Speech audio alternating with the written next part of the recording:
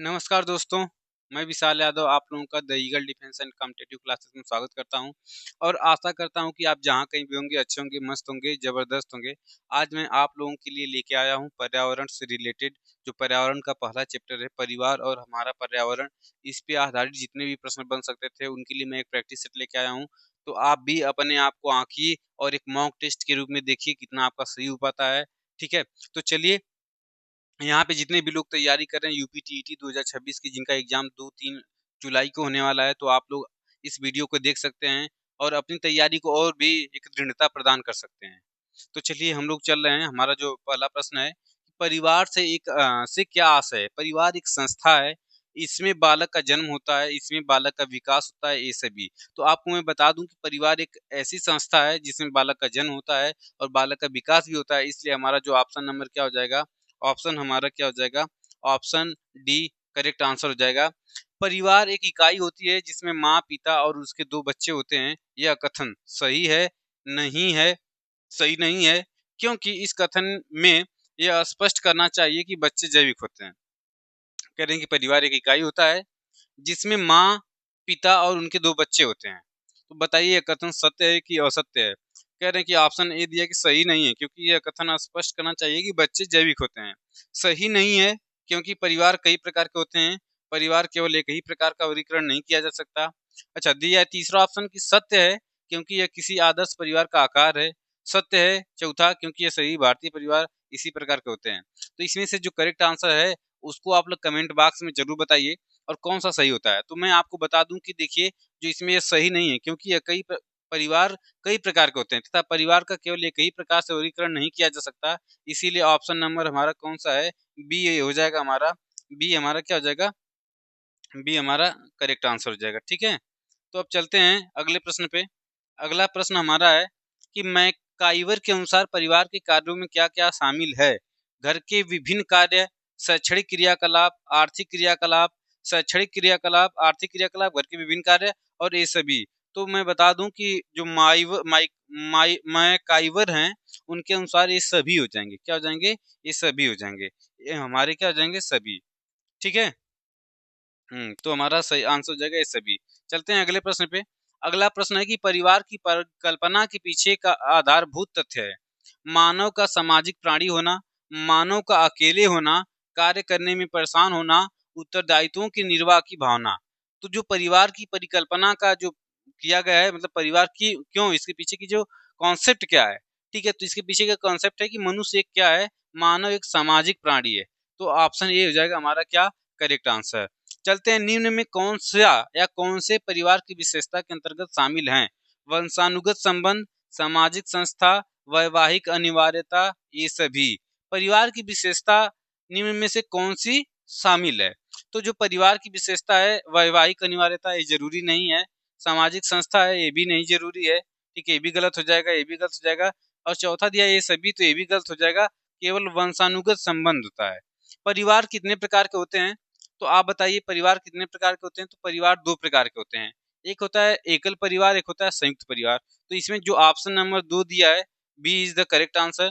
जिस परिवार में दादा दादी, चाचा चाची, ताऊ ताई, बुआ, माँ बाप और बच्चे रहते हैं, इसे कहते हैं एकल परिवार कहेंगे, संयुक्त परिवार कहेंगे, व्यापक कहेंगे, इनमें से कोई नहीं।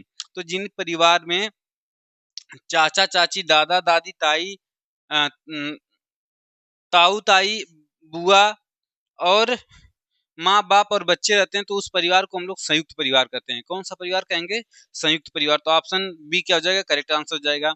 संयुक्त परिवार में आश्रित व्यक्ति की देखभाल कौन करता है? देखभाल में कोई परेशानी नहीं होती है। आश्रित में शामिल हैं कौन? तो आश्रित में देखिए कौन कौन शामिल हो सकते हैं, वृद्ध, अस्वस्थ व्यक्ति, बच्चे, ये सभी। तो देखिए संयुक्त परिवार में अगर कोई आश्रित है तो वह वृद्ध भी हो सकता है और वह अस्वस्थ व्यक्ति भी हो सकता है और बच्चे भी हो सकते हैं। तो इसलिए ऑप्शन नंबर क्या हो जाएगा, ऑप्शन हमारा डी सही हो जाएगा। चलते हैं अगले प्रश्न पे। अगला प्रश्न हमारा है कि एकल परिवार से तात्पर्य है वर्ष 1950 के बाद बना परिवार, और परिवार दूसरा दिया है परिवार जिसमें माता पिता एवं उसके बच्चे हो, और संपूर्ण परिवार जिसमें बच्चे उसके माता पिता एवं दादा दादी, केवल पति पत्नी, जिस परिवार में विवाहित युगल पुरुष परिवार के साथ रहता हो। ठीक है। अच्छा, देखिए एकल परिवार का मतलब होता है कि वह परिवार जिसमें माता पिता और उसके बच्चे रहते हों, इसलिए ऑप्शन नंबर बी हमारा क्या हो जाएगा, करेक्ट आंसर हो जाएगा। चलते हैं अगले प्रश्न पे कि जिस परिवार में विवाहित युगल पुरुष परिवार के साथ रहता है क्या कहलाता है। तो जिस परिवार में विवाहित युगल पुरुष परिवार के साथ रहता है उसे हम लोग पितृसत्तात्मक क्या कहते हैं, पितृसत्तात्मक परिवार कहते हैं। चलिए, अब अगला प्रश्न है कि निम्न में कौन सा कथन सत्य है। सभी परिवारों के नियम एक जैसे होते हैं। माता पिता से बच्चों के गुणों के स्थानांतरण को अनुवांशिकता कहते हैं। एक परिवार के सदस्यों की संख्या कभी घट बढ़ नहीं सकती। बच्चा स्कूल में सब कुछ सीखता है। तो देखिए, मैं आपको बता दूं कि सभी परिवार के नियम एक जैसे नहीं होते हैं। किसी परिवार का कुछ अलग नियम होगा तो किसी परिवार का कुछ अलग नियम होता है। सबके तौर तरीके और जो नियम होते हैं, रहने के नियम वगैरह जो होते हैं, सबका अलग अलग होता है। तो ये वाला गलत हो जाएगा। माता पिता से बच्चों के जो गुण स्थानांतरण होते हैं तो उसको हम लोग क्या कहते हैं, तो उसको हम लोग अनुवांशिकता कहते हैं। तो हमारा बी ऑप्शन नंबर क्या हो जाएगा, करेक्ट हो जाएगा। कह रहे हैं कि मानव रुधिर वर्ग की खोज सर्वप्रथम किसने की थी। तो मानव रुधिर वर्ग की खोज किसने की थी। ऑप्शन ए दिया है लैंडस्टीनर, ऑप्शन बी दिया है जेनिंग्स, ऑप्शन सी दिया है पेंटिन्यूमास्ट ने, और ऑप्शन 4 दिया है कार्ल मार्क्स ने। तो मैं आपको बता दूं कि जो मानव रुधिर, रुधिर मतलब ब्लड ग्रुप, इसको हम लोग ब्लड ग्रुप बोलते हैं। ठीक है, ब्लड ग्रुप बोलेंगे। जो ब्लड ग्रुप होता है हमारा, ब्लड ग्रुप की खोज लैंडस्टीनर ने की थी। किसने की थी, लैंडस्टीनर ने की थी। कह रहे हैं यदि माता पिता दोनों का रक्त समूह ए है, क्या है, ए है, तो बच्चे में संभावित रक्त समूह कौन सा होगा। ऑप्शन पहला दिया है ए, ऑप्शन दूसरा दिया है बी, ऑप्शन तीसरा दिया है ओ, और चौथा दिया है ए बी। तो देखिए, अगर माता पिता दोनों का समूह, रक्त समूह क्या है, ब्लड ग्रुप ए है, तो बच्चे का भी ब्लड ग्रुप ए हो सकता है। कौन सा होगा, ए होगा। बच्चे को समाजीकरण का पहला पाठ कहाँ से मिलता है। परिवार से मिलता है, विद्यालय से मिलता है, सांस्कृतिक केंद्र से मिलता है, धार्मिक केंद्र से मिलता है। तो मैं बता दूं कि जो बच्चा होता है, बच्चे को समाजीकरण का जो पहला पाठ होता है उसके परिवार से ही मिलता है। तो ऑप्शन नंबर क्या हो जाएगा, ए इज द करेक्ट आंसर।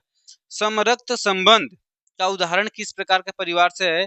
तो परिलक्षित होता है ऑप्शन ए एकल परिवार से, ऑप्शन बी संयुक्त परिवार से, ऑप्शन सी दिया है एक और दो, मतलब एकल और संयुक्त दोनों से, इनमें से कोई नहीं। तो मैं बता दूं कि जो समरक्त संबंध होता है यह एकल परिवार और संयुक्त परिवार दोनों से है। तो इसलिए ऑप्शन नंबर क्या हो जाएगा, सी इज द करेक्ट आंसर। हाँ, और लास्ट प्रश्न है कि बालक की मानसिक क्षमता के विकास में प्रमुख योगदान, एक मिनट, हाँ, प्रमुख योगदान होता है वातावरण का, वंशानुक्रम का, परिवार का, समाज का। तो देखिए, अगर कोई बच्चा है उसकी मानसिक क्षमता में विकास का जो प्रमुख कारण होता है, प्रमुख योगदान होता है, वो वंशानुक्रम का होता है। तो हमारा ऑप्शन नंबर हो जाएगा सी इज द करेक्ट आंसर। तो इस टॉपिक के ऊपर इतने ही प्रश्न बन सकते थे। मैं 16 प्रश्नों को लेके आया था जो कि आपके समक्ष प्रस्तुत किया, और बहुत कठिन प्रश्न नहीं थे। जो भी प्रश्न बन सकते थे मैंने उनको लेके आया है, और आप लोग अपना यहाँ पे टेस्ट कर सकते हैं कि आप लोगों का कितना सही हुआ या कितना गलत हुआ। तो मिलते हैं नए वीडियो में, तब तक के लिए धन्यवाद। जय हिंद, जय भारत।